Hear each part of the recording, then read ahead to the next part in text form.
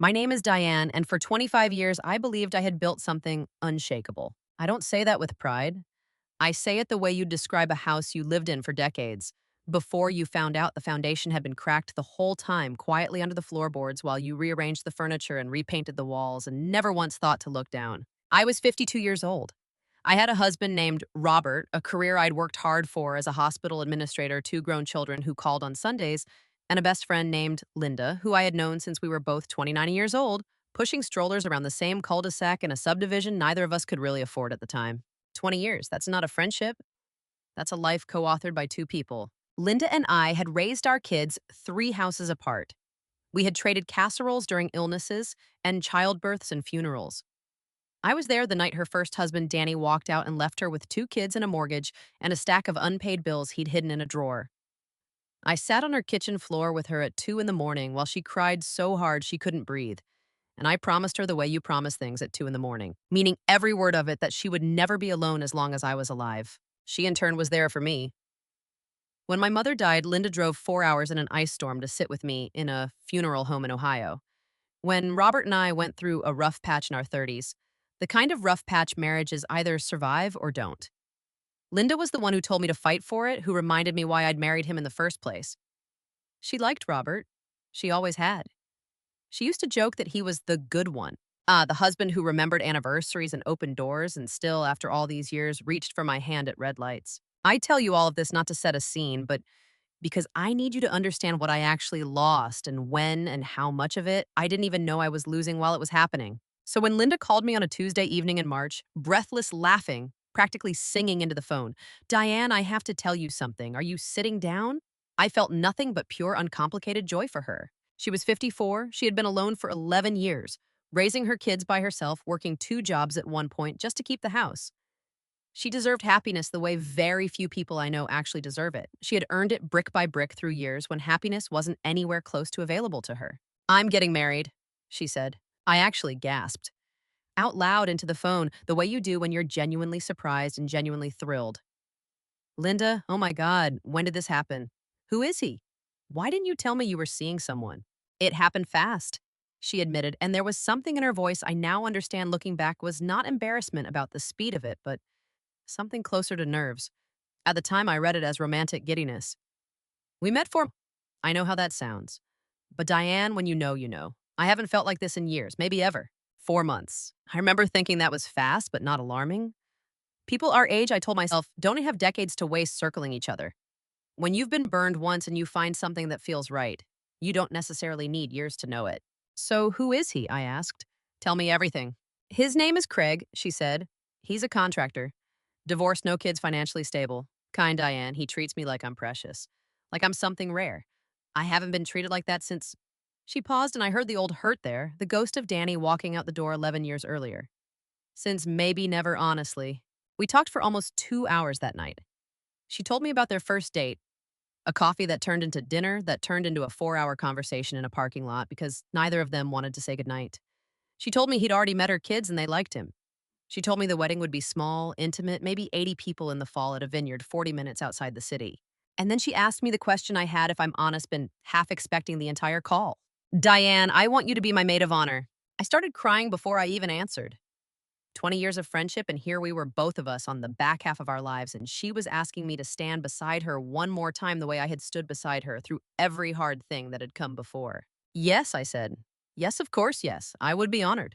I said yes before I had seen a single photograph of this man. I said yes on the strength of 20 years of trust, on the strength of knowing Linda's judgment, on the strength of believing that a woman who had survived what she'd survived would not walk blindly into something that could hurt her again. I want you to sit with that for a moment because it matters later.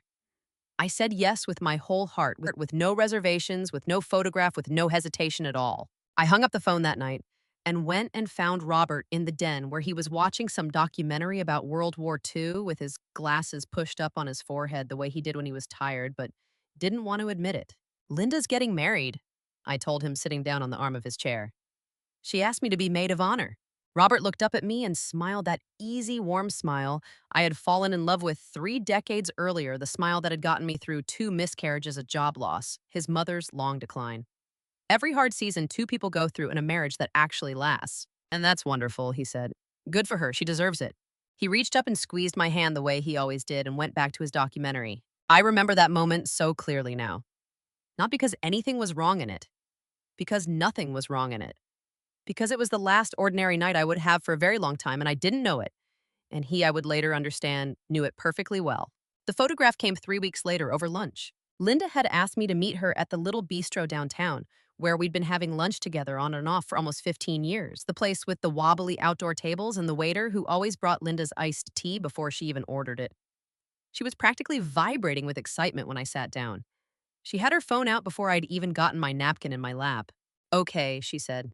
I know I've been talking about him for weeks and you still haven't seen his face. I need to fix that immediately. She slid the phone across the table. I want to describe this moment slowly because it happened slowly for me, even though I'm sure from the outside it looked instantaneous. The photo was a selfie.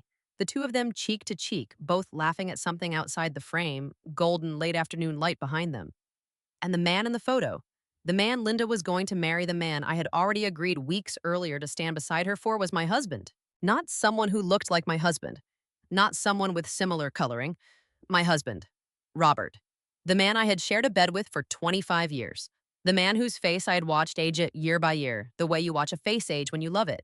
Noticing every new line, not as a flaw, but as a small chapter of a shared story. For a fraction of a second, and I mean a genuine fraction less than a heartbeat, my mind did what minds do, and they are protecting themselves from information they are not ready to receive. It tried to explain the impossible. Twins, a cousin, a man who simply coincidentally looked remarkably like my husband of 25 years and happened to be dating my best friend of 20 years. And then I saw the watch. It was on his left wrist, resting against the table in the photo, catching the light. A gold watch with a distinctive blue face and a small engraving on the back that I knew by heart because I had chosen the words myself. Standing in a jewelry store on our 20th wedding anniversary, crying a little because 20 years had felt like both nothing at all and an entire lifetime. To R, still my favorite. D. There is no version of coincidentally resembles my husband. That also includes coincidentally wearing the exact watch I bought my husband engraved with our initials 5 years ago. I don't remember exactly what my face did in that moment. I know that whatever it did, Linda didn't notice because she was too busy scrolling to more photos, laughing, narrating each one. This was at the vineyard when we went to look at venues. This was his birthday dinner. Oh, this one's my favorite look. How happy I look. And I sat there with the sound rushing out of the world around me, staring at my own husband's face on my best friend's phone, at my own handwriting, essentially, engraved on the back of a watch strapped to the wrist of the man she was calling Craig. Craig, she had told me his name was Craig.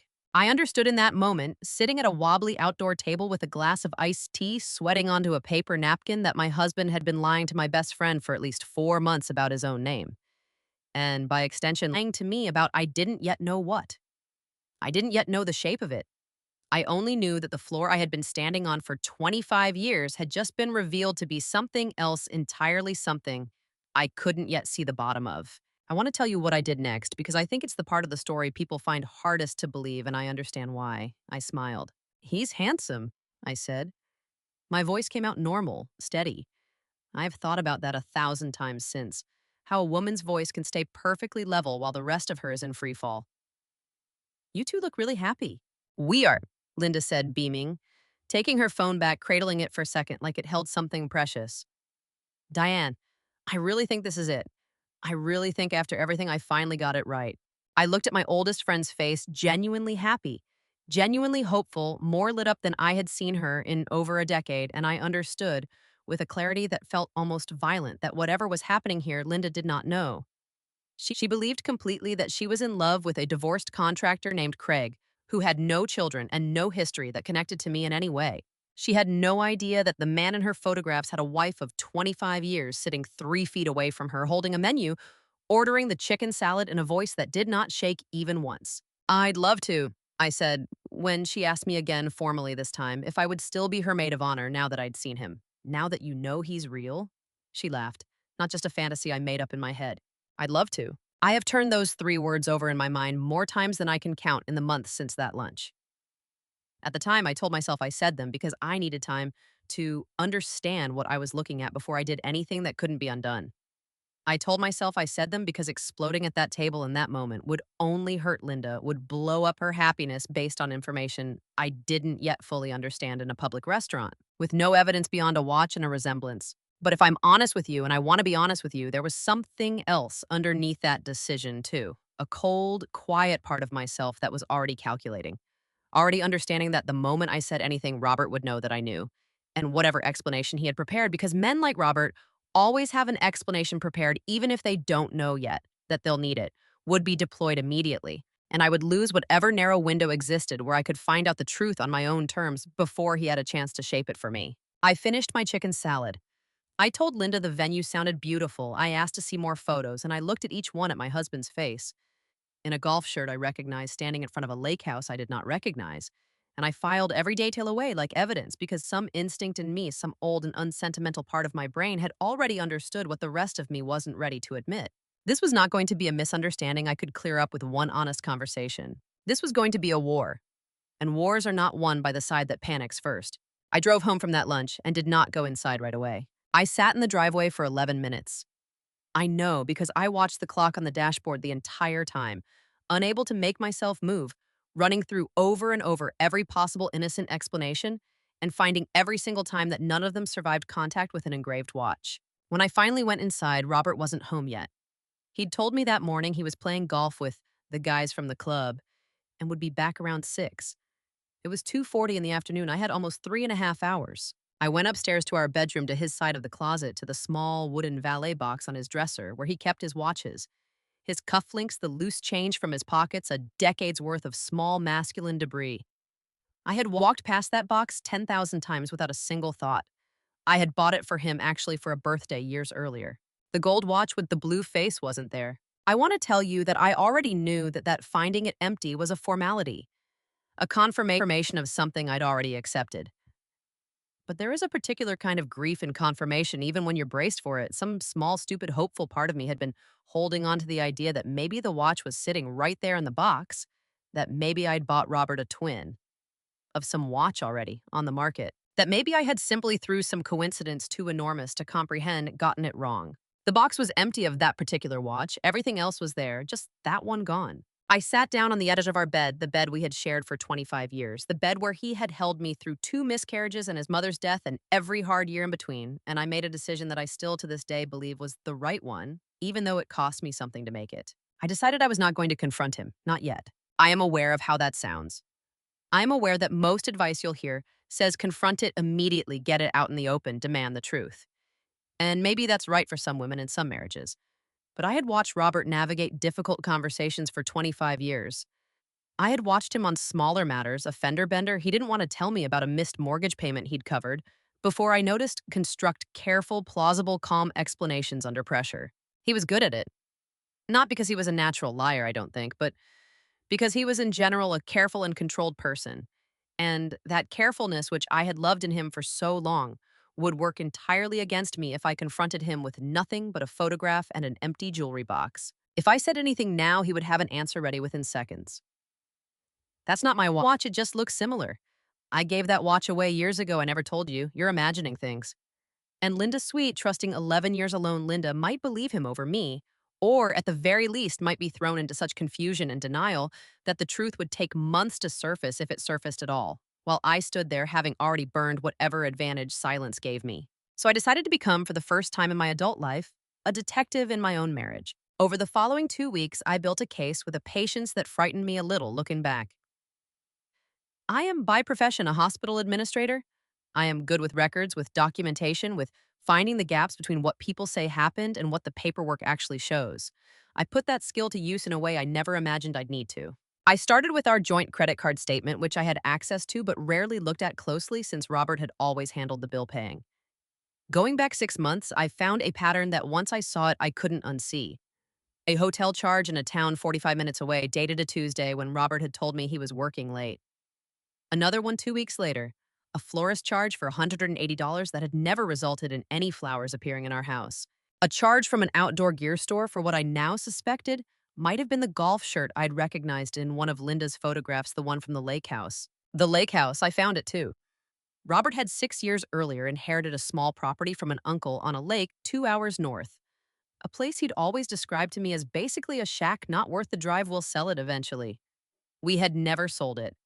I found buried in an old folder of his email that happened to still be logged in on our shared home computer. Carelessness on his part, or maybe by that point he simply didn't think I would ever look a string of maintenance receipts. New appliances, a repainted deck, updated furniture. Someone had been fixing up that shack quite extensively over the past 2 years, and it was not me. I began to understand the shape of it. Robert had a second life, a property Linda likely believed was his, maybe even believed he owned free and clear as a single man. A name, Craig, presumably some kind of middle name or nickname I genuinely never heard him use in 25 years, though I would later learn it actually was his legal middle name, Craig Robert, which somehow made the deception both more elaborate and more insulting. A 4 month courtship that had probably actually started well before 4 months, if the hotel receipts I was finding stretched back that far. I found a text message once, glancing at his phone while he was in the shower, something I had never done in 25 years of marriage, something that felt like violating my own principles even as I did it, though I no longer had much appetite for principles that only seemed to apply to me. It was from a contact saved simply as site manager, which I now understood was almost certainly Linda saved under a name designed to draw zero attention if I ever glanced at his screen.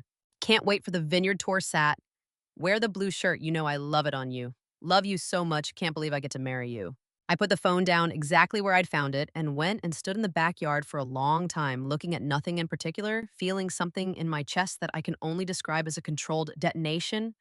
Pain real and enormous, but contained for now behind a wall I had built specifically for the purpose of containing it, because I understood that if I let it out yet, it would come out as noise, and noise would only warn him. I did not confront him. I made an appointment instead with a lawyer. The next 6 weeks were without question the most difficult sustained performance of my life, and I say that as a woman who has sat through funerals for people I loved while making sure the caterers had what they needed. I went to dress fittings with Linda. I stood in a boutique with mirrors on every wall while she twirled in front of me in gown after gown, asking my opinion. And I gave it honestly because whatever else was true, I still loved her and I still wanted her to feel beautiful. Even as I understood that the wedding she was planning was built on a foundation of lies that I alone, in that entire circle of family and friends, could see all the way down into. I went to the bridal shower thrown by her sister and smiled through a game where guests guessed how the couple met, writing a chance encounter meant to be on an index card while privately knowing the actual chance encounter had involved my husband deciding at some point in the previous year that 25 years of marriage to me was something he could simply set aside for a few days a week without ever once being honest with either woman he claimed to love. I sat across from Robert at our own dinner table night after night and asked him about his day and listened to him describe a golf outing that I now understood with near total certainty had actually been an afternoon at a lake house with new appliances I had never seen. I watched him eat the dinner I'd cooked with the same appetite, the same small habitual comments. This is good, honey. Did you add something different to the sauce? As though nothing in his internal world had shifted even slightly, as though he were not at that very moment actively planning a wedding to another woman while sitting across from the woman he was still legally and in every other sense married to. I want to be honest about how much this cost me. There were nights I locked myself in the bathroom and ran the shower so the sound would cover the noise of me crying, sitting on the closed toilet lid with my knees pulled up to my chest like I was 20 years younger than I was. There was a night Robert reached for my hand at a red light the way he always did, and I let him hold it, and I felt something in me want to scream, and also unbearably. Want to cry for the marriage I actually thought I'd had, the one that apparently existed only for me. But every week my lawyer's file grew thicker. I documented everything: the hotel charges, the lake house receipts, the site manager texts, which I now checked carefully and only occasionally, always putting the phone back exactly as I found it. I opened a separate bank account. I quietly moved a portion of savings that were legally mine to protect. I began without ever announcing it to a single soul to build the architecture of a life that did not depend on Robert. There was one moment about 4 weeks before the wedding that nearly broke my resolve entirely. Linda called me late one night, her voice thick with an emotion I recognized instantly because I had heard it on her before 11 years earlier, sitting on her kitchen floor. "Can I tell you something?" she said. "I've been having this weird feeling, like Craig's hiding something from me. He's cagey about his past sometimes. He gets weird if I ask too much about his ex-wife or where exactly he lives during the week or why he's so private about his family. I keep telling myself I'm being paranoid, that after Danny, I see betrayal everywhere, even when it isn't there. But Diane, you know me. Do you think I'm being paranoid?" I sat on the edge of my bed, phone pressed to my ear, and understood that I was being handed by the universe or by fate or by simple bad timing the exact opening I had been waiting 6 weeks for. I could have told her everything right there in that phone call. I could have ended it that night. I didn't. And I have thought hard in the time since about why. The truth is, I didn't yet have everything I needed. I had strong circumstantial evidence, but Robert was skilled. And skilled men do not confess to circumstantial evidence, they explain it away. They make the accuser look unstable. They buy time to cover tracks even further. I needed something undeniable, something that couldn't be talked around in a living room with Linda in tears and Robert calmly, gently suggesting that I had misunderstood, that I was jealous, that I was. And I knew this card was coming because I knew him perhaps struggling with some kind of stress or confusion at my age. A suggestion designed less to explain anything and more to make me doubt my own mind in front of the one person whose belief I needed most. You're not paranoid. I told Linda that night, which was true. Trust your instincts. If something feels wrong, don't ignore it. Which was also true, and which was I told myself as much as I could give her honestly without giving her everything before I was ready. She thanked me. She said she felt better. She said she was probably just nervous the way every bride gets nervous, and she'd talked to Craig about it gently, and I'm sure she believed when she hung up that phone that whatever conversation followed with Robert would resolve her doubts. I don't know what he told her. I only know that 3 days later, she called me again, laughing, apologizing for being crazy, saying Craig had explained everything and she felt silly for doubting him. I hung up the phone that night and I finally allowed myself alone in my closet with the door shut to cry the way I had been holding back for 6 weeks. Not quietly, not controlled, but the full, ugly, gasping kind of crying that comes from somewhere much older than the current heartbreak. Some accumulated grief for every year of my marriage I now had to look back on and wonder how much of it had been real. And then I wiped my face and I called my lawyer and I told her it was time to move faster. The rehearsal dinner was held at a private room in a restaurant attached to the vineyard 3 days before the wedding.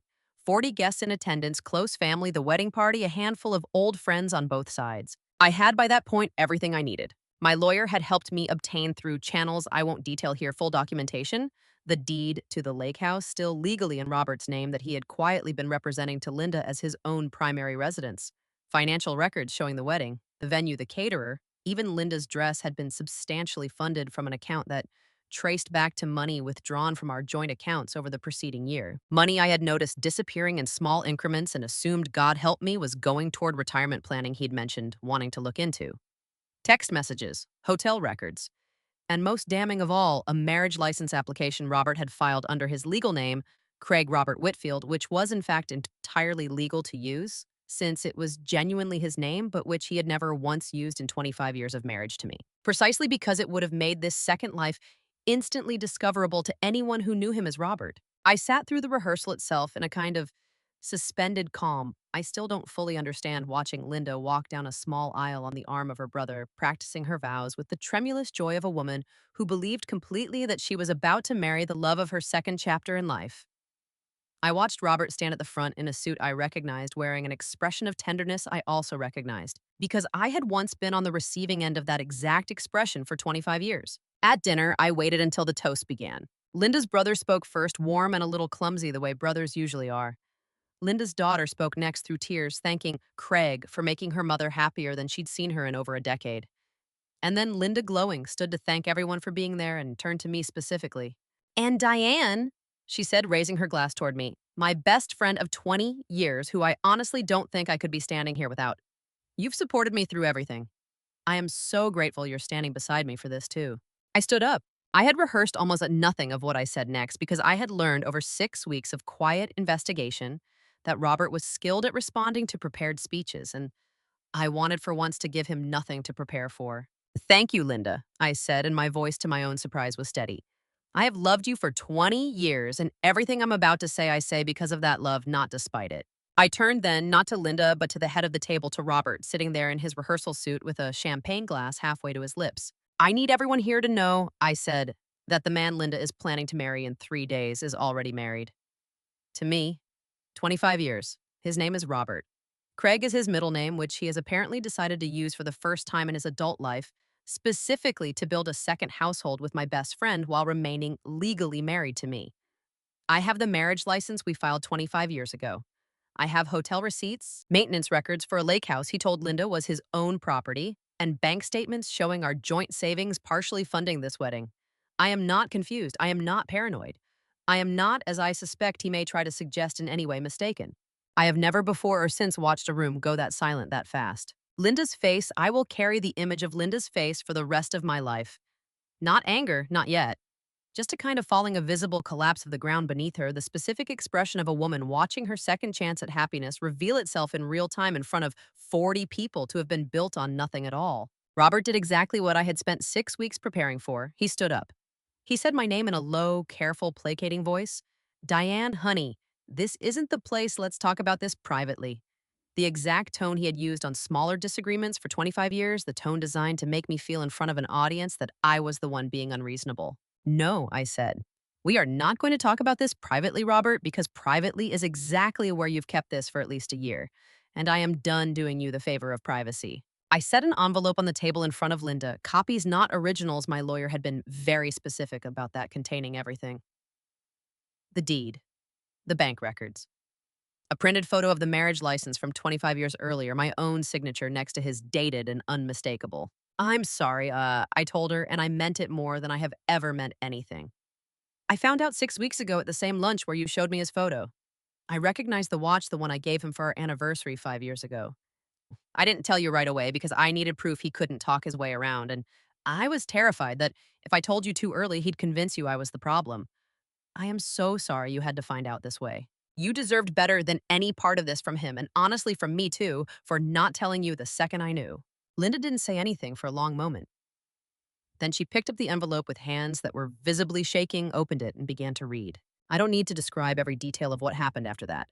The shouting Robert's increasingly desperate explanations, shifting from denial to justification to finally a kind of collapsed silence when even he ran out of angles to work. Linda's brother physically standing up and telling him to leave. The restaurant staff hovering uncertainly near the door, unsure whether to intervene. What I remember most clearly is Linda, 20 minutes later, guests mostly cleared out, sitting across from me at the abandoned table, mascara down her face, holding my hand across the tablecloth. 20 years, she said. And you found out weeks ago and you carried this by yourself. I didn't want to lose you to his version of the story, I said. I needed proof strong enough that you'd never have to wonder later if maybe I'd gotten it wrong. She nodded slowly, still crying, and then she said the thing I will remember longest from that entire night. You didn't just save me from marrying him, she said.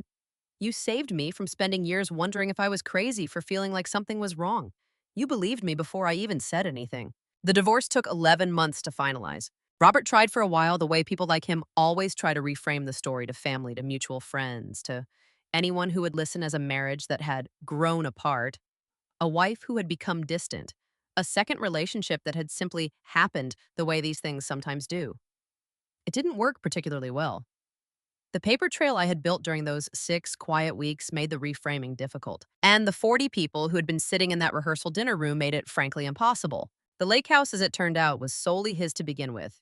Inherited before our marriage, one of the few things, not subject to division, but everything he had used to maintain it, upgrade it, and fund a second courtship with my best friend, was community property, meticulously documented, and my lawyer made sure the settlement reflected exactly how much of our shared life he had quietly spent building a replacement for it. Linda and I are still close, though. I won't pretend the friendship survived entirely unchanged. There is a particular kind of grief in a friendship that has to absorb something like this, not betrayal between the two of us, but the shared trauma of having both been deceived for over a year by the same man in ways that intersected in ways neither of us could have imagined. We don't talk about that period often. When we do, it's usually late at night over wine. And it usually ends the same way it did that night at the restaurant table, her hand over mine. Both of us a little older and a lot wiser about what 20 years of trust can and cannot protect you from. I sold the house Robert and I had lived in for 2 decades. I bought a smaller place closer to my daughter with a garden I planted myself, which felt at 53 like the first entirely honest decision I'd made in years, something built for no one's comfort but my own. People sometimes ask me when they hear this story how I managed to stay calm for 6 weeks sitting across from a man I now knew was living a double life without ever letting him see it on my face. I tell them the truth, which is that I didn't do it because I was strong. I did it because I understood somewhere very deep and very old in myself that the truth delivered too early and without proof would have been buried under his explanations. And I refused to let that happen to a friendship that had survived 20 years of everything else life had thrown at it. I think often about that lunch, the wobbly outdoor table, the iced tea, The photograph sliding across to me, my own handwriting engraved on the back of a stranger's watch that turned out not to be a stranger at all. I think about how close I came to saying nothing to letting my mind explain it away as coincidence the way it desperately wanted to. I didn't. And because I didn't, my oldest friend got to walk away from that marriage before it started, instead of after, before the legal entanglements, before the years before the version of this story where she might have found out on her own honeymoon or 5 years in, or never at all. If there's a lesson in any of this, I think it's simply this: trust your discomfort. That small, cold feeling that rises in your chest when something doesn't add up, the watch that looks too familiar, the story that doesn't quite fit the instinct that says, wait. Even when everyone around you seems happy and certain, that feeling is not paranoia. It is often the only part of you paying attention while the rest of you is busy hoping you're wrong.